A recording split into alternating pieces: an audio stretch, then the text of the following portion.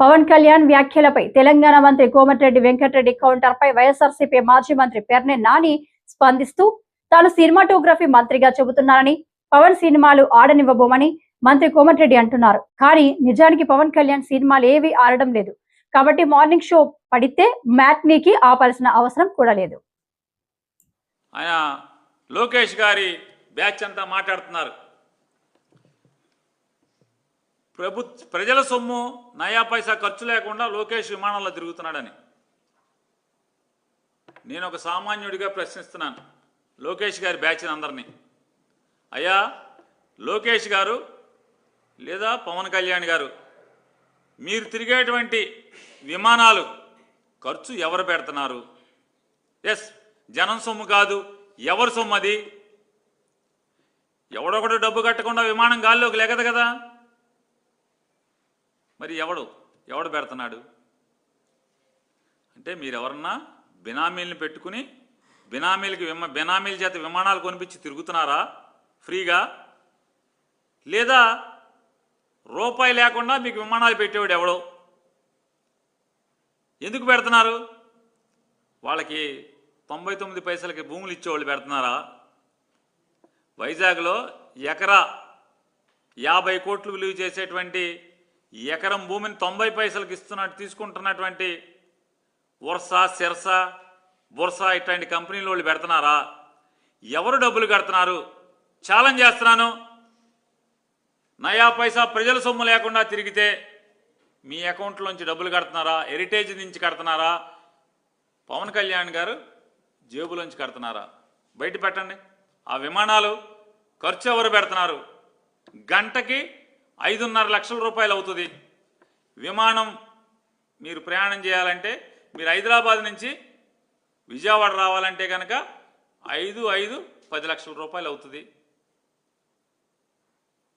హైదరాబాద్ నుంచి విమానం వచ్చి మళ్ళీ వెనక్కి వెళ్తాకి 10 అంటే మీరు వచ్చిన ప్రతిసారి అంటే 6,000 రూపాయల టికెట్తో రావాల్సినటువంటి విమాన ప్రయాణం మీరు 10 లక్షలు ఖర్చు పెట్టి, మీకు 10 లక్షలు ఖర్చు పెట్టి మిమ్మల్ని హైదరాబాద్ నుంచి బెజవాడ, లేదా బెజవాడ నుంచి హైదరాబాద్ తీసుకెళ్లాలంటే కనుక 10 లక్షలు. అంటే రాను 10 లక్షలు, పోను 10 లక్షలు. అంటే మీరు శుక్రవారం సాయంత్రం 10 లక్షలు, సోమవారం పొద్దున 10 లక్షలు. అంటే వారానికి 20 లక్షల రూపాయలు మీ మీద ఖర్చు పెడుతున్నాడు ఎవడో. ఛాలెంజ్ చేస్తా, మీ అకౌంట్లోంచి ఉంటే కనుక మీరు చూపించండి, మీ అకౌంట్ కాపీ చూపించండి. చంద్రబాబు నాయుడు అంటే మొత్తం కొత్త హెలికాప్టర్ ఎవడో బినామీ పేరు మీద కొన్నారు. ఆడికి 5 ఏళ్లలో ఆ 200 కోట్లు, 300 కోట్లు, 150 కోట్లు పెట్టి కొన్న హెలికాప్టర్ వాళ్ళ సొంతం అయిపోయేట్టు ఫీజు కడుతున్నారు. చంద్రబాబు నాయుడికి హక్కు ఉంది, అధికారం ఉంది ముఖ్యమంత్రి హోదాలో. మీకు ప్రభుత్వం నుంచి హక్కు లేదు, అధికారం లేదు. కానీ మేము ప్రభుత్వ డబ్బులు కాదని డబ్బాలు కొడుతున్నారు కదా. మరి ఎవడు డబ్బులు? ప్రభుత్వం డబ్బులు కాకపోతే నేను పవన్ కళ్యాణ్ బ్యాచ్ని అడుగుతున్నా, లోకేష్ బ్యాచ్ని అడుగుతున్నా, ఈ డబ్బు ఎవడు పెడుతున్నాడు? మీరు రావటానికి 10 లక్షలు, పోవటానికి 10 లక్షలు ఎవడు కడుతున్నాడని అడుగుతున్నాను. చెప్పే ధైర్యం మీకుందా?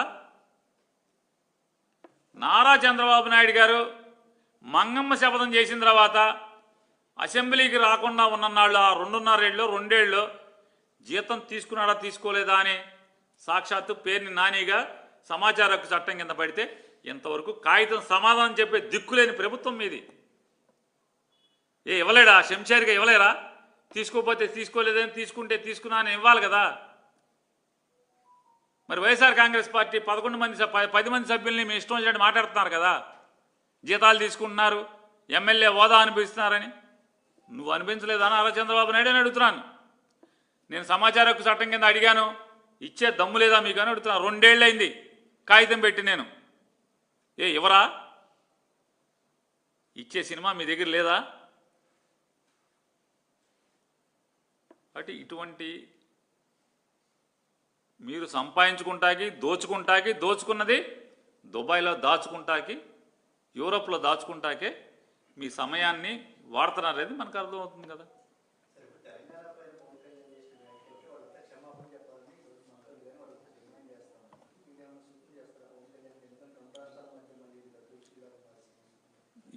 ఆవిడ బాబు సినిమాటోగ్రఫీ మంత్రి అంట, పిచ్ సినిమాటోగ్రఫీ మంత్రి.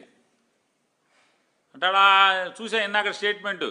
ఆయన ఏమంటాడు, నేను సినిమాటోగ్రఫీ మంత్రిగా చెప్తున్నాను, నీ 2-3 రోజులు ఆడే సినిమా ఆడనివ్వండి. అసలు ఇతను ఎందుకే బాబు, అసలు మామూలుగా మ్యాట్నీకి ఎత్తేస్తారా సినిమాని, ఇతను చేయిపోతుంది. అతని సినిమా మ్యాట్నీ మార్నింగ్ షో పడితే మ్యాట్నీకి ఆడటమే కష్టం, ఇతను ఎందుకు ఆపటం? సినిమాటోగ్రఫీ మంత్రి వచ్చి